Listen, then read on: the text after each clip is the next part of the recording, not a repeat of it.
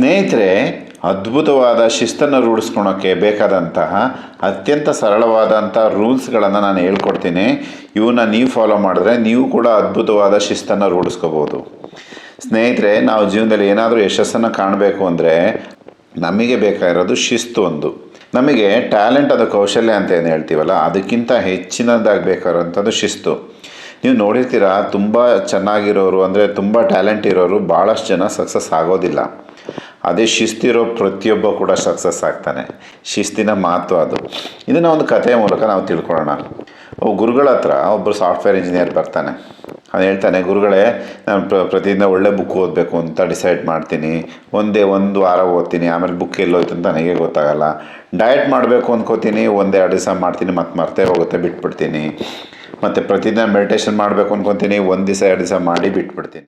ನಾನು ಹೆಂಗೆ ಆ ಶಿಸ್ತನ್ನು ಕಲಿಯೋದು, ನಾನು ಹೆಂಗೆ ಆ ಕನ್ಸಿಸ್ಟೆನ್ಸಿಯನ್ನು ರೂಢಿಸ್ಕೊಳೋದು ಹೇಳ್ಕೊಡಿ ಅಂತ ಸ್ಟೆಪ್ ಬೈ ಸ್ಟೆಪ್ ಹೇಳ್ಕೊಡ್ತಾರೆ. ಅದರ ಮೊದಲ ಸ್ಟೆಪ್ ಏನಪ್ಪ ಅಂದರೆ, ಜಪಾನ್ ದೇಶದಲ್ಲಿ ಒಂದು ಆಶ್ರಮ ಇದೆ. ಅಲ್ಲಿನ ಸನ್ಯಾಸಿಗಳು ಪ್ರತಿದಿನ ಬೆಳಿಗ್ಗೆ 3 ಗಂಟೆ 30 ನಿಮಿಷಕ್ಕೆ ಎದ್ದು ಧ್ಯಾನ ಮಾಡ್ತಾರೆ. ಈ ಒಂದು ಪದ್ಧತಿ ಏನಿದೆಯಲ್ಲ, ಇದು 800 ವರ್ಷದಿಂದ ಒಂದೇ ಒಂದಿನೂ ಬ್ರೇಕ್ ಆಗಿಲ್ಲ. ಅವ್ರು ಯಾರೇ ಆಗಲಿ, ಯಾವ ಮಳೆ ಬರಲಿ, ಬಿಸಿಲು ಬರಲಿ, ಭೂಕಂಪ ಆಗಲಿ, ಏನಾದ್ರು ಯುದ್ಧ ನಡೀಲಿ, ಬೆಳಗ್ಗೆ 3 ಗಂಟೆ 30 ನಿಮಿಷಕ್ಕೆ ಅವ್ರು ಹೇಳ್ತಾರೆ, ಎಲ್ಲರೂ ಧ್ಯಾನ ಮಾಡೇ ಮಾಡ್ತಾರೆ. ಹೆಂಗೆ ಅಷ್ಟು ಅದ್ಭುತವಾದ ಒಂದು ಶಿಸ್ತು ಅವ್ರಿಗೆ ಬಂತು ಅಂದರೆ, ಮೊಟ್ಟ ಮೊದಲನೇದಾಗಿ ಗುರುಗಳು ಹೇಳೋದು, ಆ ಒಂದು ವಿಚಾರವನ್ನು ನಾವು ಕಮಿಟ್ ಆಗಬೇಕು. ನಾನು ನಾಳೆಯಿಂದ 3:30ಗೆ ಎದ್ದೇಳ್ತೀನಿ ಅಥವಾ ಈಗ ಒಂದು ಕೆಲಸ ಮಾಡ್ತೀನಿ ಅಂತ ಅವರು ಪಬ್ಲಿಕಲ್ಲಿ ಡಿಕ್ಲೇರ್ ಮಾಡಬೇಕು. ಅಲ್ಲಿಂದ ಎಲ್ಲ ಸನ್ಯಾಸಿಗಳು ಬಂದು ದೀಕ್ಷೆ ತಗೋತಾರೆ. ನಾನು ಇನ್ಮೇಲೆ ಪ್ರತಿದಿನ ಬೆಳಗ್ಗೆ 3:30ಕ್ಕೆ ಎದ್ದು ನಾನು ಈ ಕೆಲಸ ಮಾಡೇ ಮಾಡ್ತೀನಿ ಅಂತ. ನಮಗೇನಾಗುತ್ತೆ ಅಂದರೆ, ನಾವು ಕೆಲವೊಂದು ಕೆಲಸಗಳನ್ನು ಮಾಡಲೇಬೇಕು ಅಂತ ನಿರ್ಧಾರ ಮಾಡಿದ್ದೀವಿ, ಕೆಲವೊಂದು ಕೆಲಸ ಮಾಡದೆ ಹೋದ್ರೂ ನಡೆಯುತ್ತೆ ಅಂತ ನಾವು ಒಂದು ಡಿವಿಷನ್ ಅಥವಾ ಕ್ಯಾಟಗರಿ ಮಾಡಿರ್ತೀವಿ. ಯಾವುದನ್ನು ಮಾಡದೆ ಹೋದ್ರೂ ನಡೆಯುತ್ತೆ ಅಂತ ಅನಿಸುತ್ತಲ್ವಾ, ಯಾರು ಕೇಳಲ್ಲ, ಮಾಡದೆ ಹೋದರೂ ಯಾರು ಕೇಳಲ್ಲ. ಈ ವ್ಯಾಯಾಮ ಆಗಲಿ, ಹೆಲ್ತಿ ಈಟಿಂಗ್ ಆಗಲಿ, ಬುಕ್ ಓದೋದಾಗಲಿ, ಚೆನ್ನಾಗಿ ಬಿಹೇವ್ ಮಾಡೋದಾಗಲಿ, ಇದನ್ನು ಮಾಡದೆ ಹೋದ್ರೆ ಯಾರೂ ಕೇಳಲ್ಲ. ಹಾಗಾಗಿ ಏನು ಮಾಡ್ತೀವಿ, ಅದನ್ನು ಕಡೆಗಣಿಸ್ತಾ ಮಾಡೋದೇ ಇಲ್ಲ. ಇಲ್ಲಿ ಏನಾಗುತ್ತೆ ಅಂದರೆ, ಅವ್ರು ಆಲ್ರೆಡಿ ಬಂದು ದೀಕ್ಷೆ ತೊಗೊಂಡು ಧ್ಯಾನ ಮಾಡ್ತೀನಿ ಅಂತ ಹೇಳಾದ್ಮೇಲೆ ಅವ್ರು ಮಾಡಲೇಬೇಕು. ನಮ್ಮ ಜನ ಎಲ್ಲಕ್ಕಿಂತ ಜಾಸ್ತಿ ಎದುರೋದು ಅವರ ಒಂದು ಮರ್ಯಾದೆಗೋಸ್ಕರ. ಅವರ ಅವಮಾನಗಳನ್ನು ಯಾರೂ ಎದುರಿಸೋಕ್ಕೆ ಇಷ್ಟಪಡೋದಿಲ್ಲ. ಯಾವಾಗ ನೀವು ಒಂದು ಪಬ್ಲಿಕಲ್ಲಿ ನೀವು ಡಿಕ್ಲೇರ್ ಮಾಡ್ತೀರಾ, ಆ ಸಾಫ್ಟ್ವೇರ್ ಇಂಜಿನಿಯರ್ ಡಿಕ್ಲೇರ್ ಮಾಡಿಬಿಡ್ತಾನೆ, ನಾನು ಇನ್ಮೇಲೆ ಪ್ರತಿದಿನ ಅರ್ಧ ಗಂಟೆ ಧ್ಯಾನ ಮಾಡ್ತೀನಿ ಅಂತ ಸೋಷಿಯಲ್ ಮೀಡ್ಯಾದಲ್ಲಿ ಎಲ್ಲ ಕಡೆ ಫ್ರೆಂಡ್ಸ್ ಹತ್ರ ಎಲ್ಲ ಕಡೆ ಹೇಳ್ತಾನೆ. ಕೆಲವರು ಹೇಳ್ತಾರೆ, ಇಷ್ಟೊಂದು ಯಾಕೆ ಕಠಿಣವಾದ ನಿರ್ಧಾರ ತಗೊಂಡೆ ಅಂತ. ಸೊ ಆಮೇಲೆ ನೆಕ್ಸ್ಟ್ ಡೇ ಅವ್ನು ಎದ್ದೇಳೋವಾಗ ಅವನಿಗೆ ಬೇಡ ಅನಿಸುತ್ತೆ. 2ನೇ ದಿನ 3ನೇ ದಿನ ಎದ್ದೇಳೋವಾಗ ಅವಾಗ ಅವನಿಗೆ ನೆನಪು ಬರುತ್ತೆ, ನಾನು ಈ ರೀತಿ ಎದ್ದು ಧ್ಯಾನ ಮಾಡದೆ ಹೋದರೆ ನಾನು ಇವ್ರನ್ನೆಲ್ಲ ಹೆಂಗೆ ಫೇಸ್ ಮಾಡೋದು, ಗರ್ಲ್ಫ್ರೆಂಡ್ ಹೆಂಗೆ ಫೇಸ್ ಮಾಡಬೇಕು, ನಾನು ಸಂಬಂಧಿಕರು ಎಲ್ಲರ ಹತ್ರ ಹೇಳ್ಬಿಟ್ಟಿದ್ದೀನಲ್ಲ. ಆ ಒಂದು ವಿಚಾರ ಏನು ಮಾಡುತ್ತೆ, ನಿಮ್ಮನ್ನು ಪದೇ ಪದೇ ಎಚ್ಚರಿಸುತ್ತೆ. ಹೀಗೆ ಸ್ವಲ್ಪ ದಿನ ಆದಮೇಲೆ ಆತನಿಗೆ ಇನ್ನೊಂದು ಪ್ರಾಬ್ಲಮ್ ಎದುರಾಯಿತು. ಅದೇನೆಂದರೆ, ನಾವು ಯಾವ್ದಾದ್ರು ಒಂದು ಕೆಲಸವನ್ನು ಡಿಸೈಡ್ ಮಾಡಿದರೆ ಮಾಡೇ ಮಾಡ್ತೀನಿ ಅಂತ, 2ನೇದೇನೆಂದರೆ ಅದನ್ನು ಯಾವಾಗ ಮಾಡ್ತೀನಿ ಅಂತ ಕೂಡ ಡಿಸೈಡ್ ಮಾಡಬೇಕು. ಅದ್ರ ಬದಲು ನಾನು ಮಾಡೇ ಮಾಡ್ತೀನಿ ಅಂದ್ಕೊಂಡು ಇಂಥ ಪರ್ಟಿಕ್ಯುಲರ್ ಟೈಮಲ್ಲಿ ಮಾಡ್ತೀನಿ ಅಂತ ಡಿಸೈಡ್ ಮಾಡಲಿಲ್ಲ ಅಂದರೆ ಮೈಂಡ್ ಯೋಚನೆ ಮಾಡುತ್ತೆ, ನಾನು ಇದು ಬೆಳಗ್ಗೆ ಮಾಡಲಾ, ಮಧ್ಯಾಹ್ನ ಮಾಡಲಾ, ಸಂಜೆ ಮಾಡಲಾ, ಊಟಕ್ಕೆ ಮುಂಚೆ ಮಾಡಬೇಕಾ, ಊಟದ ಆದಮೇಲೆ ಮಾಡಬೇಕಾ.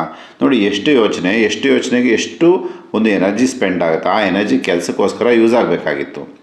ಅದಕ್ಕೆ ಅವನೇನು ಮಾಡ್ತಾನೆ, ಧ್ಯಾನ ಮಾಡ್ತೀನಿ ಬೆಳಗ್ಗೆ 5 ಗಂಟೆಗೆ ಮಾಡ್ತೀನಿ ಅಂತ.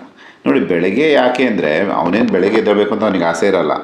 ಆದರೆ ಆ ಬೆಳಗ್ಗೆ ಇರೋದ್ರಿಂದ ಸಾಕಷ್ಟು ಡಿಸ್ಟ್ರಾಕ್ಷನ್ಸ್ಗಳು ಎಲಿಮಿನೇಟ್ ಆಗುತ್ತೆ. ಯಾವ ಫೋನ್ ಕಾಲ್ ಬರೋಲ್ಲ, ಯಾವ ಫ್ರೆಂಡ್ಸು ಕರೆಯಲ್ಲ, ಯಾವ ಟಿ ವಿಯಲ್ಲಿ ಒಳ್ಳೆ ಪ್ರೋಗ್ರಾಮ್ಗಳೇನು ಬರ್ತಾ ಇರೋಲ್ಲ, ಡಿಸ್ಟರ್ಬೆನ್ಸ್ ಇರೋಲ್ಲ, ಮನೆಯವರು ಎಲ್ಲರೂ ಮಲ್ಕೊಂಬಿಟ್ಟಿರ್ತಾರೆ. ನೀವು ಒಬ್ಬರೇ ನಿಮಗೇನು ಬೇಕಾದನ್ನು ಮಾಡ್ಕೋಬೋದು. ಹಾಗಾಗಿ ಒಂದು ಯಾವುದೇ ಕೆಲಸಕ್ಕಾಗಲಿ ಆ ಫಿಕ್ಸ್ಡ್ ಟೈಮನ್ನು ನಾವು ಅಲಾಟ್ ಮಾಡೋದು ತುಂಬ ಇಂಪಾರ್ಟೆಂಟು. ಆ ಫಿಕ್ಸ್ಡ್ ಅಲಾಟ್ ಮಾಡಿದಾಗ ತುಂಬ ಈಸಿ ಆಗುತ್ತೆ. ಅವನು ಯಾವ ಫಿಕ್ಸ್ಡ್ ಅಲಾರ್ಮ್ ಫಿಕ್ಸ್ ಮಾಡ್ತಾನೆ, ಆದರೂ ಕೂಡ ಬಾಡಿ ಏನು ಮಾಡುತ್ತೆ, ಅದನ್ನು ವಿರೋಧಿಸುತ್ತೆ. ತಕ್ಷಣ ಅದು ಅಕ್ಸೆಪ್ಟ್ ಮಾಡೋದಿಲ್ಲ.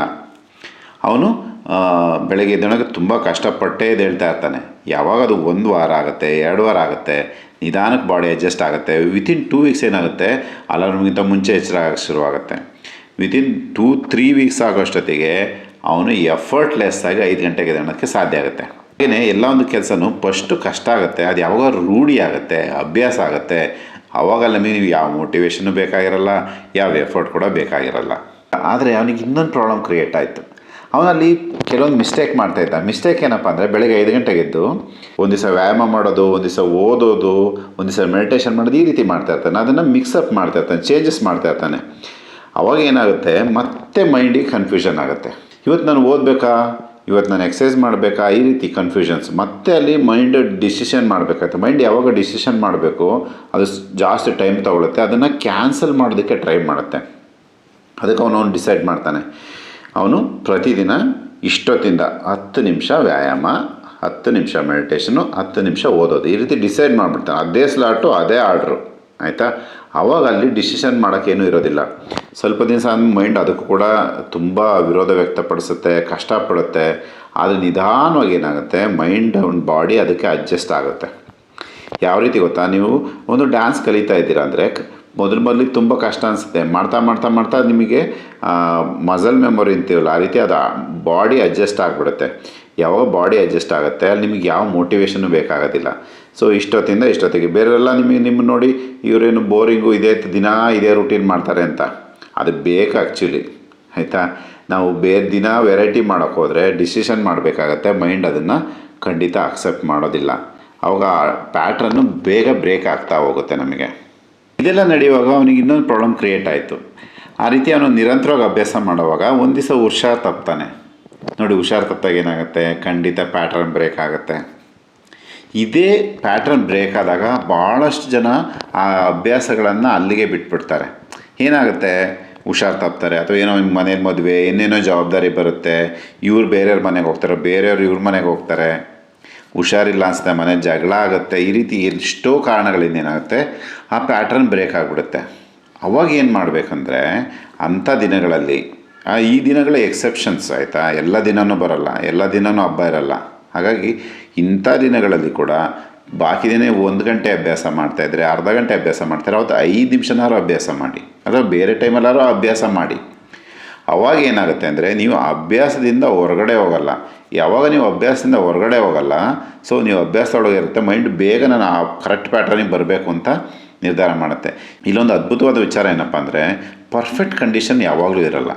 ಎಲ್ಲ ರೀತಿಯಲ್ಲಿ ಸರಿಯಾದ ವಾತಾವರಣ, ಸರಿಯಾದ ಮನೆಯಲ್ಲಿ ಪರಿಸ್ಥಿತಿಗಳು ಪ್ರತಿದಿನವೂ ಇರೋದಿಲ್ಲ. ಸಾಕಷ್ಟು ವೇರಿಯೇಷನ್ಗಳು ನಡೀತಾ ಇರುತ್ತೆ. ನೀವೇನಾದರೂ ಜೀವನದಲ್ಲಿ ಯಶಸ್ಸು ಕಾಣಬೇಕು ಅಂದರೆ, ನೀವೇನಾದರೂ ಅಂದ್ಕೊಂಡಿದ್ದನ್ನು ಅಚೀವ್ ಮಾಡಬೇಕು ಅಂದರೆ, ಪರಿಸ್ಥಿತಿಗಳು ಸರಿಯಾಗಿ ಇಲ್ಲದೇ ಇದ್ದಾಗ ಕೂಡ ನೀವೇನೇನು ಮಾಡಬೇಕಾಯ್ತು ಅದರಲ್ಲಿ ಒಂದು 100 ಆಗಲಿಲ್ಲ ಅಂದರೆ 50%, 60%, 10%, 20% ಎಷ್ಟಾರು ಮಾಡಿ. ಈ ಪರಿಸ್ಥಿತಿ ಸರಿಯಾಗಿಲ್ಲದೆ ಇದ್ದಾಗ ಕೂಡ ನೀವು 100% ಏನು ಮಾಡಬೇಕು ಅದು ಮಾಡಿದ್ರೆ ನೀವು ಅದ್ಭುತವಾದ ಯಶಸ್ವಿ ಆಗ್ತೀರಾ. ವಿರಾಟ್ ಕೊಹ್ಲಿ ಅವರು ಅವ್ರ ತಂದೆ ತೀರೋಗಿದ್ದ ದಿವಸನೂ ಕೂಡ ಬಂದು ಕ್ರಿಕೆಟ್ ಮ್ಯಾಚ್ ಅವರು ಕಂಪ್ಲೀಟ್ ಮಾಡಿಕೊಟ್ಟು ಹೋಗಿ ಆಮೇಲೆ ಅವರು ಬೇರೆ ಕಾರ್ಯಗಳನ್ನ ಮಾಡಿದರು ಅಂತ. ಅವ್ರಿಗೆ ಹೆಂಗಾಯಿತು ಅಲ್ವಾ? ಹಾಗೆ ಪರಿಸ್ಥಿತಿಗಳು ಏನೇ ಇದ್ದರೂ ನಮ್ಮ ಕರ್ತವ್ಯಗಳೇನಿದ್ದಾವೆ ಅಲ್ಲ, ಆ ಕರ್ತವ್ಯಗಳನ್ನ ನಿಲ್ಲಿಸ್ದಂಗೆ ಅದರಲ್ಲಿ 50% ಆದರೂ 70%, 80%, 90%, 100% ಮಾಡೋಕ್ಕೆ ಟ್ರೈ ಮಾಡಬೇಕು. ಅವಾಗ ನೀವು ನಿಜವಾದ ನಾಯಕತ್ವ ಗುಣವನ್ನು ಪಡ್ಕೋತೀರ. ಇಲ್ಲಿ ಕಟ್ಟಕಡೆ ವಿಚಾರ ಏನಪ್ಪ ಅಂದರೆ, ಕೆಲವೊಂದು ಸಮಸ್ಯೆಗಳನ್ನು ನಾವು ನಿರೀಕ್ಷೆ ಮಾಡಬೇಕು, ಅದಕ್ಕೆ ಉತ್ತರಗಳನ್ನು, ಸೊಲ್ಯೂಷನ್ನ ಹುಡ್ಕೊಂಡಿರಬೇಕು. ಈಗ ಉದಾಹರಣೆಗೆ ಮನೇಲಿ ಯಾರೋ ನೆಂಟರು ಬರ್ತಾರೆ, ಅವನ್ನ ಎಲ್ಲಿ ವ್ಯಾಯಾಮ ಮಾಡಬೇಕು, ಅದಕ್ಕೆ ನಮ್ಮ ಹತ್ರ ಒಂದು ಸೊಲ್ಯೂಷನ್ ಇರಬೇಕು. ಅಟ್ಲೀಸ್ಟ್ ನಾನು ಹೊರಗೆ ಹೋಗಿ ವಾಕಿಂಗ್ ಮಾಡ್ತೀನಿ, ಪಾರ್ಕಲ್ಲಿ ಜಾಗಿಂಗ್ ಮಾಡ್ತೀನಿ, ಎಕ್ಸಸೈಸ್ ಮಾಡ್ತೀನಿ, ಈ ರೀತಿಯಾಗಿ. ಅಥವಾ ನೀವು ಆಫೀಸಿಂದ ಒಂದು ದಿವಸ ಲೇಟಾಗಿ ಬರ್ತೀರಾ, ಬಾಸ್ ಬಿಡೋದಿಲ್ಲ, ಸೊ ಆ ಟೈಮಲ್ಲಿ ನಾನು ಹೆಂಗೆ ಮಾಡಬೇಕು, ಅದಕ್ಕೆ ಆ ಥರದನ್ನು ಕಾಮನ್ನಾಗಿ ನಿಮ್ಮ ಒಂದು ಕನ್ಸಿಸ್ಟೆನ್ಸಿಯನ್ನು ಯಾವೆಲ್ಲ ವಿಚಾರಗಳು ಬ್ರೇಕ್ ಮಾಡುತ್ತೆ ಅವುಗಳನ್ನು ಒಂದು ಪ್ಲ್ಯಾನ್ ಮಾಡಿಕೊಂಡು ಪ್ಲ್ಯಾನ್ ಬಿ ರೆಡಿ ಇರಬೇಕು. ಆವಾಗ ನೀವು ಇಲ್ಲಾಂದರೆ ಏನಾಗುತ್ತೆ, ಈ ಥರ ಅಬ್ಸ್ಟಕಲ್ಸ್ ಅಂತ ಏನು ಹೇಳ್ತೀವಲ್ಲ, ಅಡೆತಡೆಗಳು ಬರೋದೇ ಕಾಯ್ತಾ ಇರುತ್ತೆ ಮೈಂಡ್. ಅದು ಬಂದ ತಕ್ಷಣ ಓಕೆ ನನಗೆ ಮಾಡಬೇಕು ಅಂತ ಇದ್ದೆ ನಾನು, ಆದರೆ ಇವತ್ತು ಆಫೀಸಿಂದ ಲೇಟ್ ಬಂದೆ ಅದಕ್ಕೆ ಮಾಡಿಲ್ಲ. ನಾನು ವರ್ಕೌಟ್ ಮಾಡಬೇಕಂತಲೇ ಇದ್ದೆ, ಮನೇಲಿ ನೆಂಟರು ಬಂದರು ಅದಕ್ಕೆ ಮಾಡೋಕ್ಕಾಗಲಿಲ್ಲ. ಇಂಥ ಸಾಕಷ್ಟು ಕಾರಣಗಳನ್ನು ಮೈಂಡ್ ಹುಡ್ಕೊಂಬಿಡುತ್ತೆ. ಅದಕ್ಕಾಗಿ ಅಂಥ ಕಾರಣಗಳಿಗೆ ಒಂದು ಸೊಲ್ಯೂಷನ್ಗಳನ್ನು ಫಸ್ಟೇ ಡಿಸೈಡ್ ಮಾಡಿ ಇಟ್ಕೊಂಡಿರಿ. ಅವಾಗೇನಾಗುತ್ತೆ, ನಿಮ್ಮ ಕನ್ಸಿಸ್ಟೆನ್ಸಿ ಬ್ರೇಕ್ ಆಗೋದಿಲ್ಲ. ಈವನ್ ಬೇರೆ ಊರಿಗೆ ಹೋದ್ರೂ ಅಲ್ಲೊಂದು ವಾಕಿಂಗ್ ಮಾಡ್ಬೋದು, ಎಲ್ಲೋ ಒಂದು ಕೂತ್ಕೊಂಡು 5 ನಿಮಿಷ ಒಂದು ದೇವಸ್ಥಾನ ಕೂತ್ಕೊಂಡು ಧ್ಯಾನ ಮಾಡ್ಬೋದು. ಎಲ್ಲ ಕೆಲಸಗಳನ್ನು ಖಂಡಿತವಾಗಿ ಎಲ್ಲಿದ್ದರೂ ಹೆಂಗಿದ್ರೂ ಮಾಡ್ಬೋದು. ಇದನ್ನು ನೀವು ರೂಢಿಸ್ಕೊಂಡ್ರೆ ಮಾತ್ರ ಆ ಕನ್ಸಿಸ್ಟೆನ್ಸಿ ಬ್ರೇಕ್ ಆಗೋಲ್ಲ. ಇದು ಕನ್ಸಿಸ್ಟೆನ್ಸಿನ ಈ ರೀತಿ ಮೇಂಟೈನ್ ಮಾಡ್ತಾ ಹೋದರೆ ನಿಮಗೆ ಎಲ್ಲ ಯಾವುದೇ ವಿಚಾರದಲ್ಲಾಗಲಿ ನೀವು ಅದ್ಭುತವಾದ ಯಶಸ್ಸನ್ನು ನೀವು ಕಾಣಲಿಕ್ಕೆ ಸಾಧ್ಯ ಆಗುತ್ತೆ. ಇಲ್ಲಿ ಅಮೇರಿಕಾದಲ್ಲಿ ಒಬ್ಬ ಸ್ವಿಮ್ಮರ್ ಇದ್ದರು. ಅವರು ಏನಂದರೆ ಒಲಿಂಪಿಕ್ಸಲ್ಲಿ 28 ಗೋಲ್ಡ್ ಮೆಡಲನ್ನು ಗೆದ್ದಿದ್ದಾರೆ. ಅಷ್ಟು ಗೋಲ್ಡ್ ಮೆಡಲ್ ಯಾರಿಗೂ ಇದಕ್ಕಾಗಿಲ್ಲ. ಅವ್ನು ಕೇಳ್ತಾರೆ ಹೆಂಗೆ ಸಾಧ್ಯ ಆಯಿತು ಅಂತ. ಅದಕ್ಕೆ ಅವ್ರು ಹೇಳ್ತಾರೆ 5ರಿಂದ 7 ವರ್ಷ ಆಯಿತಾ, ಒಂದು 5 to 7 ಇಯರ್ಸು ಪ್ರತಿದಿನ ನಾನು ಅಭ್ಯಾಸ ಮಾಡಿದ್ದೀನಿ, ಬೆಳಗ್ಗೆ ಮತ್ತು ಸಂಜೆ. ಹಬ್ಬ ಇರಲಿ, ಹುಷಾರಿಲ್ಲ ಅಂತ ಇದ್ರೂ ಪರವಾಗಿಲ್ಲ, ಮಳೆ ಚಳಿ ಏನೇ ಬಂದರೂ ಪ್ರತಿದಿನ ಅಭ್ಯಾಸ ಮಾಡಿದೆ ಅಂತ.